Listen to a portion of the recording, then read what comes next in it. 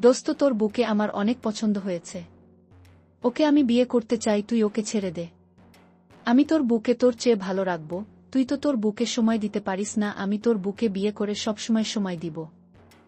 সিহাব তার একমাত্র best friend রিয়াজের মুখে এমন কথা শুনে চমকে উঠল। সে ভাবতে পারছে না রিয়াজ তাকে এমন কথা কোনোদিন বলবে।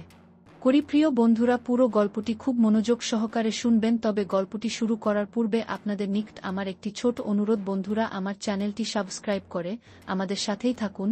নতুন নতুন ভিডিও পেতে বেল বাটনটি ক্লিক করুন। এরকম মজাদার গল্প শুনতে কমেন্ট করুন এবং শেয়ার করে বন্ধুদেরকে শোনানোর সুযোগ করে দেন। ধন্যবাদ। চলুন এবার গল্পটি শুরু করা যাক। সিহাব কোনো উত্তর না দিয়ে চলে আসতে লাগল। রিয়াজ পিছন থেকে বলতে লাগল, আমি তোর বেস্ট ফ্রেন্ড, আর তুই আমার কোনো আবদার ফেলতে পারিসনি, আর আমি জানি এটাও ফেলতে পারবি না। সিহাব চোখ বন্ধ করে ফেলল। সিহাব চিন্তিত মুখে বাসায় ঢুকল।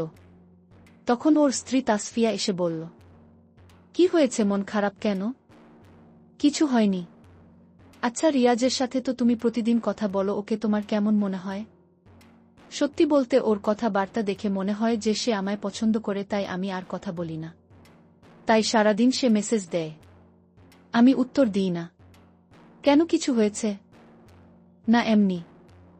সিহাব নিজের রুমে এসে শুয়ে পড়ল। আজ থেকে 6 মাস আগে তাসফিয়ার সাথে সিহাবের পারিবারিকভাবে বিয়ে হয়েছে।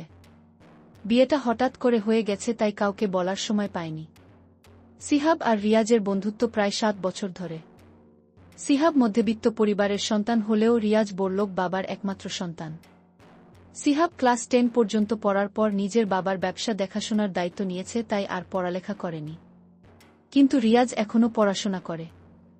রিয়াজ সিহাবের বিয়ের কথা শোনার পর সিহাবকে বলে, বাহ বন্ধু বাহ, তুই আমার একমাত্র বেস্ট ফ্রেন্ড, তুই বিয়ে করলি অথচ আমায় জানালি না। এই বন্ধু ভাবিস আমায়। সিহাব তখন রিয়াজের কাঁধে হাত রেখে বলে, আরে দোস্ত, রাগ করিস না। আসলে হুট করে বিয়েটা হয়ে গেছে তো, তাই কাউকে বলার সময় পাইনি রে। আচ্ছা ঠিক আছে, কোনো ব্যাপার না। তাহলে চল আমায় ভাবির সাথে দেখা করা, একটু ভাবির হাতের রান্না খাবো। আচ্ছা ঠিক আছে, চল। না ভাই, আমার গল্প করার সময় নেই। তাসফিয়া রান্নাঘরে চলে যায়। তখন রিয়াজ বলে, ভাবির আচরণে মনটা খারাপ হয়ে গেল। শোন, ও একটু এরকমই। পরপুরুষ দেখলে তাদের সামনে আসে না। আমায় কি পরপুরুষ মনে হয়? আমি তো তোর বেস্ট ফ্রেন্ড, তোর ভাইয়ের মতো। সে হিসেবে আমার সাথে কথা বললে ক্ষতি কি? আচ্ছা ঠিক আছে, কথা বলবে। সিহাবের মা রিয়াজকে বাসায় আসতে দেখে সিহাবকে নিজের রুমে নিয়ে গিয়ে বেশ ধমকের সুরে বলে, তুই ওকে এই বাড়িতে কেন নিয়ে এসেছিস? আসলে মা, বিয়েতে তো কাউকে বলেনি, তাই রিয়াজ আমার বিয়ের কথা শুনে আমার বুকে দেখতে চেয়েছিল। যতই হোক বন্ধু বলে কথা না তো আর করতে পারি না। তুই আবারও ভুল করতে যাচ্ছিস। কি দরকার তোর বউয়ের সাথে পরিচয় করার? একবার কি করেছে তোর সাথে সেটা কি ভুলে গেছিস? মা, সে এটা করে ভুল করেছে আর আমার কাছে মাফ চেয়েছে।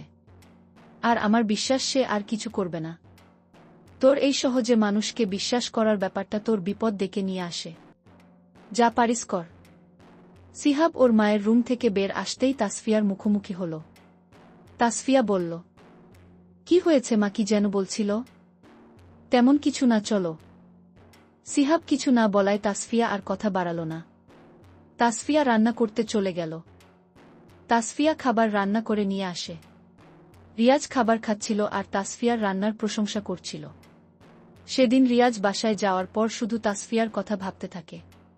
তার চেহারা বারবার রিয়াজের চোখে ভাসতে থাকে। এক মুহূর্তে ভুলে যায় যে তাসফিয়া একজন বিবাহিত মেয়ে, তাও সে তার বেস্ট ফ্রেন্ডের স্ত্রী। রিয়াজ ফেসবুকে ঘোরাঘুরি করছিল, এমন সময় তাসফিয়া তারিন নামের এক মেয়ের আইডি চোখে পড়ে। রিয়াজ আইডি ঢুকে মিউচুয়াল ফ্রেন্ড লিস্টে সিহাবকে দেখে বুঝে যায় এটাই তাসফিয়ার আইডি। রিয়াজ তাসফিয়ার আইডিতে রিকোয়েস্ট পাঠায়, কিন্তু তাসফিয়া কোনো রেসপন্স করে না। তখন রিয়াজ ইনবক্সে নিজের পরিচয় দেয়। তাসফিয়া তখন সিহাবকে বলে, তোমার ফ্রেন্ড আমার আইডি মেসেজ দিয়েছে, কি করব? কথা বলিও, তবে নিজে থেকে মেসেজ দিবে না। সেটা তো কখনোই করব না। আমার তো তুমি ছাড়া আর কারো সাথে কথা বলতে ইচ্ছা করে না। সিহাব হেসে উঠে তাসফিয়াকে জড়িয়ে ধরে ওর কপালে চুমু দেয়। তাসফিয়া তখন বলে, আমি ফেসবুক চালাই, শুধুমাত্র গল্প পড়ে সময় পার করি। এছাড়া আমি আর কারো সাথে কথা বলি না। তুমি আমার আইডির পাসওয়ার্ড রাখতে পারো, সমস্যা নেই। আমি আমার বুটাকে বিশ্বাস করি। আমার বউ আমায় ছাড়া আর কাউকে ভালোবাসতেই পারে না। হি হি, ঠিক বলেছ। যখন আমাদের বাবু হবে তখন আর এসব চালাবো না। তখন বাবুকে নিয়ে সময় পার করব।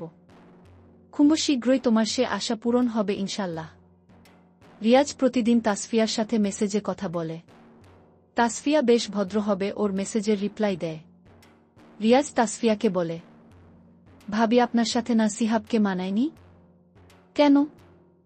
আরে ভাবি বুঝো না, সিহাব দেখতে শ্যামলা আর তুমি হলে ধবধবে ফর্সা। তোমার সাথে কি ওর মানায়?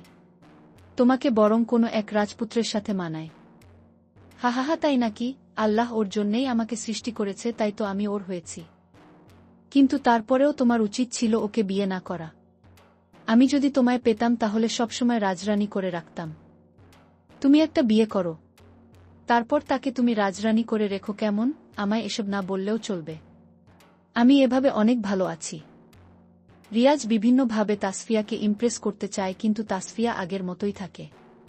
ওর কোনো কথা গায়ে মাখে না। রিয়াজ তাসফিয়াকে বলে, আচ্ছা ভাবি, সিহাব তো সারাদিন বাইরে গাধার মতো খাটে। তোমাকে তো সময় দেয় না সারাদিন, এতে তোমার কষ্ট হয় না? কষ্ট হবে কেন? সিহাব যে গাধার মতো খাটে সেটা তো আমার আর ভবিষ্যতে আমাদের জীবনে যে আসবে তার সুখের জন্য।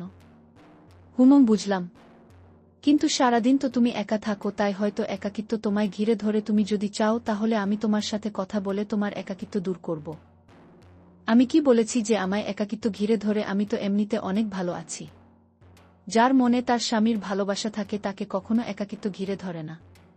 তাই এসব বলবেন না। ঠিক আছে, বলবো না। তবে আমি চাইছিলাম আমরা দুইজন এমন বন্ধুত্ব করব যার সাথে সব শেয়ার করা যায়। ভার্সিটিতে পড়ো, তোমার তো অনেক মেয়ে বন্ধু থাকার কথা। তাদের একজনকে এমন বন্ধু বানিয়ে নিলেই পারো। সবাই তো আর তোমার মতো না। আমি চাইছিলাম সিহাব তো আমার ছেলে বেস্ট ফ্রেন্ড, আর তার স্ত্রী হিসেবে তুমি না হয় আমার মেয়ে বেস্ট ফ্রেন্ড হলে। সরি ভাই, আমার একমাত্র বেস্ট ফ্রেন্ড আমার স্বামী, তাই দ্বিতীয় কাউকে আমি চাই না। আর আমায় মেসেজ দিবে না ভাই তুমি।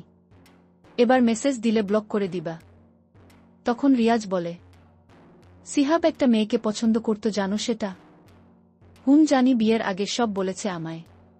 সে শুধু পছন্দ করত, এর বেশি কিছু না। প্রেম তো আর করেনি। এমন হতেই পারে। আর মেসেজ দিবেন না। এরপর থেকে তাসফিয়া রিয়াজের সাথে আর কোনো কথা বলে